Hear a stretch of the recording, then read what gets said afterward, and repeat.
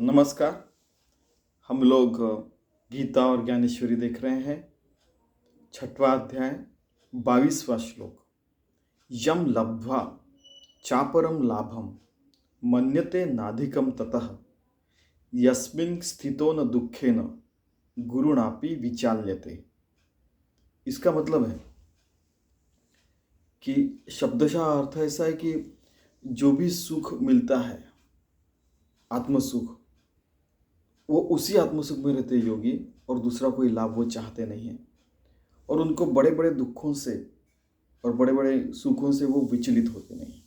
ठीक है, तो शब्दशः अर्थ है, ऐसे बहुत सारे लोग बताएंगे। इसका मतलब है कि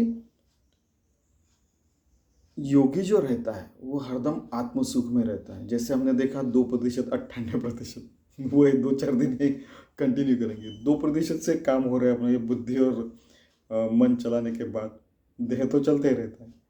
तो 98% रहता कहाँ पे? उस 98% को भगवान की तरफ मोड़ दिया तो योगी बन गए। ठीक है, फिर कुछ भी नहीं कर रहे तब 100% लगा दिया तो योगी बन गए। वो आत्म सुख में अगर हम रहते हैं तो जैसे किसी का पहला नंबर आ गया या पहली बार पहला नंबर लिया, वो आनंद में हम लोग रहते हैं कि यस, आज दौड़ने में मैं फर्स्ट आ गया, तो उस आनंद में रहते। तो कुछ किसी ने कुछ बोला तो वो सुनाई नहीं देता अपने को, कभी बहुत बार सुनाई भी नहीं देता, हम ध्यान भी नहीं देते। वैसे योगी लोग जो रहते हैं वो अपने ही आनंद में रहते और सारे कर्म पूजा की तरह करते रहते। कई बार ऐसे होता है कि उनको छोटे सुख दुख तो झेलने ही पड़ते हैं जिंदगी में। हर हर क्षण ऐसे होते ही रहता है कुछ ना कुछ।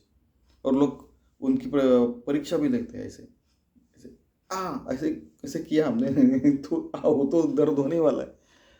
तो उनको ऐसे भी कभी कभी परीक्षा देनी पड़ती है कि लोग रहते हैं कि वो परीक्षा लेते हैं कभी कभी जानबूझकर, क्या असली में ये योगी है कि ये ढोंग कर रहा है, ढोंगी बाबा जैसे।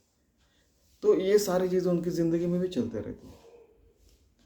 आपको और एक चीज़ बताऊंगी कि हमारे यहाँ पे इतने सारे योगी साधु संत हो चुके हैं कि कबीर के जो कपड़े रहते थे प्रभु रामचंद्र बुनते थे। ठीक है, तो और जैसे संत चोखा माया थे जो थे, वो सब्जी खेती करते थे, सब्जी वगैरह लेते थे और वो बेचते थे वगैरह। फिर कोई था उसकी किराने की दुकान थी, कोई था वो मछली बेचने वाला था, तो कोई ये काम करता था, कोई वो काम करता था, कोई राजा थे, कोई कुछ भी प्रकार के काम करके फिर भी वो योगी रहते थे। आपको सप्तर्षि की भी वो कहानी भी पता होंगी कि जैसे अगस्त्य ऋषि बेचारे हाइट से छोटे थे, तो उनको फिर वो नहुष राजा की कहानी पता है ना आपको। फिर वो इंद्र था सप्तर्षि तो बहुत सारे ऐसे उदाहरण अपने यहाँ। इतने बड़े बड़े लोग हो गए अपने यहाँ पे कि ऐसा लगता है कि कोई आत्मज्ञानी होने के बाद भी ऐसा कह नहीं सकता कि मैं सबसे बड़ा हूँ, क्योंकि पहले यहाँ पे इतने बड़े बड़े लोग हो चुके हैं। अगस्त्य ऋषि हो गए, ये अब इतने सारे वशिष्ठ ऋषि, तो अब बाद में सप्तर्षि में तो आपको पता है सारे। फिर आपको ये भी पता है कि दधीचि ऋषि हो गए कि अपने हड्डियों से वज्र बना के दिया है। अपने यहाँ पे तो ऋषि मुनि साधु संतों का तो अंत ही नहीं है। ये पहले भी नहीं था, अभी भी नहीं है और आगे भी नहीं रहेगा। ज्ञानेश्वर महाराज इतने आत्मतृप्त हो गए कि 21 साल में उन्होंने समाधि ले ली, संजीवन समाधि। तुकाराम महाराज, उनको कभी संसार करना जमा ही नहीं ठीक है, व्यवहार में हरदम फेल। तो हमारे स्वामी जी थे, उनके कपड़े का व्यापार था, वो तो ओपनली कहते थे कि अगर मैक्सिमम रिटेल प्राइस उसमें भी हमने कपड़े बेचे, किराना भी बेचा, कुछ भी बिजनेस किया, फिर भी 3 साल में हमारा पैसा दुगुना हो जाता है, इतने ईमानदारी से करने के बाद भी। तो हो सकता है ऐसे कि हम लोग ईमानदारी से ज़िंदगी जी सकते हैं, और साधु संत हर व्यक्ति हो सकता है। हर व्यक्ति योगी हो सकता है। मैंने कई बार बोला था कि स्वामी जैसे स्टैम्प पेपर पर लिख के देता हूँ, ऐसे कहते थे। और फिर इसलिए फिर साधु संतों का, अच्छे वाले जो असली साधु संत है, नहीं तो साधु कर सबके सामने साधु और पीछे में जाके पैसों के खेल करने का, अगर ऐसे साधु संतों के पीछे नहीं जाने का, ऐसा वो कहते थे। ठीक है, तो हमारे माता पिता भी वही कहते हैं। हमने ये भी देखा है कि आप किसी भी साधु संत के प्रवचन को अगर जाइए, हजारों लोग आते हैं जहाँ पे, एक बार जाके देखना, कुछ लोग बाहर बैठे रहेंगे, ये फालतू सब है, ये सब ढोंगी बाबा है, कुछ भी करते रहते। वो उनके सारे 10 लोग फैमिली के वहाँ बैठे, लेकिन एक आध आदमी बाहर बैठा रहता है कई बार। ये मुझे अच्छा नहीं लगता। उनके इतने बड़े बड़े ये है, पैसों का ये है वो है वगैरह, मैं अपना काम करूँगा करके वो काम करते, वो अपने काम में भी परफेक्ट रहते। फिर ऐसा भी हो सकता है। अपने यहाँ पे भारत में कई उदाहरण है, कई प्रकार के। अभी कितने 1.5 अरब आबादी है, तो वो तो होने वाला, हर प्रकार के लोग रहने वाले। ठीक है, तो ऐसे पहले से चलते आ रहा है। राम राज्य में भी देखा गया कि एक आध तो व्यक्ति रहता है कि वो बुराई देखते रहेगा। ठीक है, लेकिन राम राज्य में हर कोई भक्त हो सकता है और सबको यानी डिवोशनली अपना काम, भक्ति से अपना काम कर सकता है। फिर हमने वो देखा था कि स्वानंद बोध पाठक के हर कोई आत्मज्ञानी हुआ है, तो वो सारे दुनिया में फिर सबका भलाई तो होगा, है कि नहीं। ऐसे कई देश है जहाँ पे, जैसे जापान हुआ, वहाँ पे सुनामी आई, भूकंप आया, फिर भी उनके यहाँ पे जो सामान रहता है वो चोरी नहीं जाता दुकानों का। जर्मनी में एक बार अपने उदाहरण दिया तो कभी कभी ऐसे होता है, जान दो कि जर्मनी में ऐसा देखा गया है कि एक दिन क्या हुआ कि हमारे दोस्त ऐसे जा रहे थे, तो एक लड़का वहाँ पे उतरा। वहाँ पे सनफ्लावर, सूर्यफूल का ये लगा था, पूरा खेती थी। तो उसने एक सूर्यफूल ऐसे तोड़ा और बताया कितना सुंदर है, फोटो वगैरह सब कुछ किया। और वहाँ पे एक बॉक्स था, उसमें जाके उसने $1 डाल दिया। इतनी ईमानदारी से भी लोग रहते हैं जापान में, जर्मनी में, आपको मैं उदाहरण बता रहा हूँ। और इसीलिए अगर ईमानदारी से सारे काम करते जीते हैं तो पूरे राष्ट्र का कल्याण हो सकता है। और ऐसे पूरी दुनिया जिएगी तो पूरे समाज का, पूरी दुनिया का भलाई हो सकती है। शाश्वत विकास लक्ष्य भी हम लोग प्राप्त कर सकते हैं।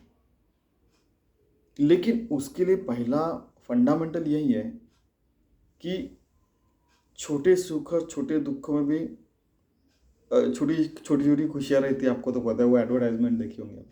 छोटे दुखों में हाँ ये आते रहता है, संभाल लेने का, खुद को और दूसरों को भी संभालने का और आगे बढ़ने का। फिर क्या होता है कि धीरे धीरे क्या होता है कि बचपन में हमको किसी ने मिठाई नहीं दी तो हम रोते होंगे, ठीक है, लेकिन बड़े होने के बाद कुछ मिला चाहे ना मिला, फिर भी हम लोग मेरू पर्वत के समान स्थिर रहते हैं। मेरू पर्वत की बात है तो आपको तो पता है कि मेरू पर्वत और वासुकी से समुद्र मंथन किया था। हमारे मन में भी ऐसे चलते रहता है, फिर कि अच्छाई बुराई के बार बार ऐसे हो एक आधा कुछ क्षण विचार आए, कुछ हुआ तो कई लोगों के मन में बहुत सारा द्वंद्व चलते रहता है। उस समय सागर मंथन के जैसे सोचने का, विचार करने का, लोगों को पूछने का, इंटरनेट से ढूंढने का, क्या करने का, कैसे नहीं करने का, लेकिन हर किसी का सोच के फिर गीता, ज्ञानेश्वरी, अच्छे अच्छे ग्रंथ देख के फिर उसमें से सॉल्यूशन निकालने का और फिर इम्प्लीमेंट करने का, पूरा सोच के, तो जो आता है वो अमृत आता है। तो उस अमृत में, उस आनंद में, अमृत यानी क्या, आनंद, जो ब्रह्मानंद है, उसमें रह के हम लोग अच्छी जिंदगी जी सकते हैं और अच्छे व्यवहार भी कर सकते हैं।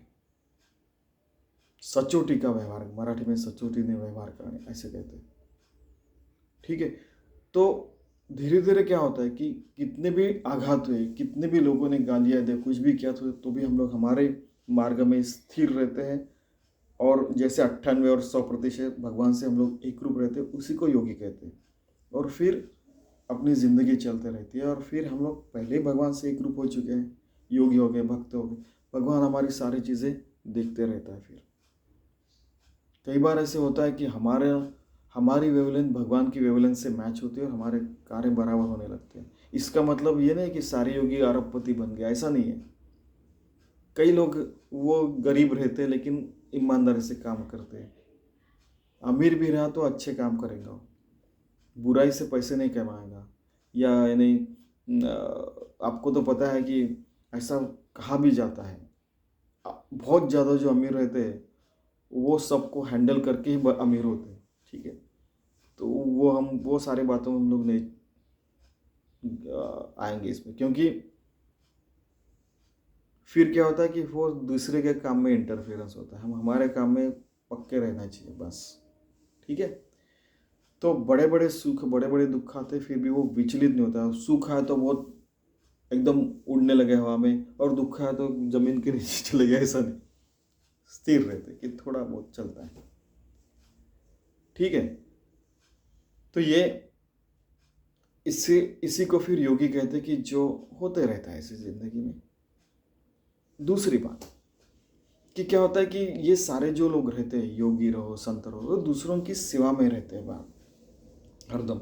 हमें बचपन से कहा गया था, हम लोग 5 साल के थे, हमको जैसे डॉक्टर राम बापट दादाजी ने कहा था कि हर रोज़ कुछ न कुछ अच्छा काम करना चाहिए। फिर एक दादी माँ थी बाजी में, उन्होंने भी कहा था। हमारे सदगुरु, हमारे घर में भी मेरे नाना जी, दादाजी और माता जी थी, वो कहते थे कि हर रोज़ कुछ न कुछ अच्छा काम करना चाहिए। ठीक है, तो एक उदाहरण देता हूँ कि जैसे बच्ची को स्कूल में पहुँचाते समय एक बार देखा कि एक लड़के का पैर फ्रैक्चर हुआ, तो वो धीरे धीरे चलते आ रहा था और घर से पहुँचाने को कोई नहीं था उसको, तो मैंने उसको उठा स्कूल में पहुँचा दिया। ऐसे जितने दिन था, 3-4 महीने, फिर पहुँचा दिया। तो ऐसा हर रोज़ हम लोग क्यों नहीं कर सकते किसी को मदद करने का। कई उदाहरण देखे कि एक बच्चा 8 साल का तैयार होकर स्कूल में आता है, उसको बताने की ज़रूरत नहीं, वो माता पिता नहीं वगैरह वगैरह बताने की ज़रूरत नहीं, तो उनको पता चलता कि दुनिया में इतना सारा दुख है कि अपना दुख उनके सामने कम लगता है। वैसे भी देखा जाए तो जैसे 1979 79 में माता जी ने बताया था कि यूनाइटेड नेशंस विश्व बालक वर्ष ठहराते हैं कि हर साल किस तरीके से मनाया जाए विश्व बालक वर्ष। तो तब से फिर 1992 में एजेंडा 21 आया, उसके बाद में हम उसकी सारी चीज़ें हम लोग पढ़ने लगे। तो अभी तो ये कैलकुलेशन है कि हर सेकंड में 4 लोग, उनको अच्छा खाना न मिलने के कारण या खाना ही न मिलने के कारण हर सेकंड में 4 लोग मरते हैं। 3.4 ऐसे हैं। फिर वो आपको तो पता है कि ये नंबर से लोग खेलने वाले भी रहते हैं। कोई बोलता है 1 घंटे में 4 लोग मरते हैं, कोई बोलता है 1 दिन में 4 लोग। ऐसा नहीं है, सच ये आंकड़ा है। अगर दिन में 28,000 लोग बिना खाना खाए मरते हैं और बिना अच्छा न्यूट्रिशन के हर सेकंड में 4 लोग मर रहे हैं, तो साल में कितने हो गए, है कि नहीं। अभी 8 अरब जनसंख्या पूरी दुनिया की, इतने लोग अगर मर रहे हैं और हमको खाना मिल रहा है, अच्छा घर मिल रहा है, लोगों रास्ते पे रह रहे हैं, कई जगह हजारों जगह तो युद्ध चल रहे हैं। यूनाइटेड नेशंस का आंकड़ा ऐसा है कि एक साल में अगर 1,000 लोग मरते हैं तो उस स्थिति को, उस कॉन्फ्लिक्ट को युद्ध समझा जाता है। तो दुनिया में कम से कम 4 बड़े युद्ध चल रहे हैं और बहुत सारी जगह ऐसे युद्ध चल रहे हैं। हमने उस हिसाब से तो हमारा भारत देश तो अच्छा है हजारों सालों से, कितने आघात है, लेकिन वो बड़े बड़े शहरों में रहे, अंदर तक पहुंचने नहीं दिया हमारे यहाँ के वाइज लोगों ने, यानी बुद्धिमान लोगों ने। लेकिन पैसा ऐसी चीज़ है कि वहाँ तक नहीं पहुँचते तो उनको फिर वो सहना पड़ता है, या तो बीमारी, या तो पैसा, या तो भूखमरी वगैरह। ठीक है, और इसीलिए हमारी संस्कृति देखिए अब अभी तक तो चल रही है, शायद चलते भी रहेगी अगर हम लोग बुद्धिमानी से और अच्छी तरीके से वो चलाते हैं तो। यानी ना हमारी संस्कृति का ना हमारे मानव जाति का भी भरोसा नहीं है, ऐसे साइंटिस्ट लोग भी कहते हैं। कहीं आके गैमा रे का बर्स्ट हुआ, कहीं जाके अगर सूरज का बहुत ज़्यादा वहाँ पे सूर्य किरण आने लगे वहाँ पे बर्स्ट होने के बाद, तो हमारे सैटेलाइट उड़ जाएंगे, बहुत सारी चीज़ें हो सकती है, इसको अंत नहीं है। ठीक है, ऐसे सारे देखते समय तो हमारा दुख कितना कम है, ऐसे आपको पता चलता है कि अरे यार, उस हिसाब से तो हम बहुत ज़्यादा सुखी, हमारे सर के ऊपर छत है, हर रोज़ कम से कम खाने को कुछ मिल रहा है।